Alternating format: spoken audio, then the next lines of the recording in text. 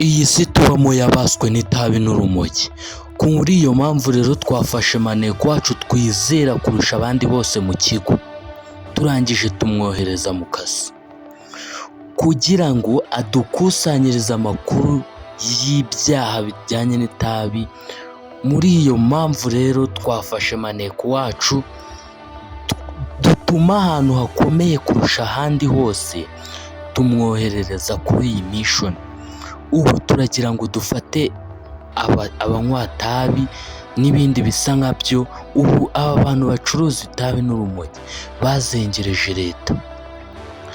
Rero kubw'iyo mpamvu nk'ikigo gishinzwe kurwanya ibiyobyabwenge muri rubanda nyamwinshi, twafashe umusore wacu tumushyira hanze. Ubu ari kuduhigira amakuru kuri iyo. Ubwo ngubwo narangiza akazi ke azataha nta kibazo afite.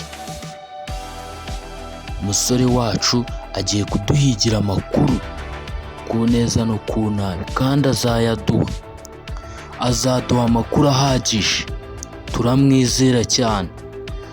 Uno musore iyo bigeze no ku gihugu aremera akinjira mu gihugu cy'abandi ariko akajya gushaka amakuru y'igihugu. Uno musore ntajya atsindwa mission.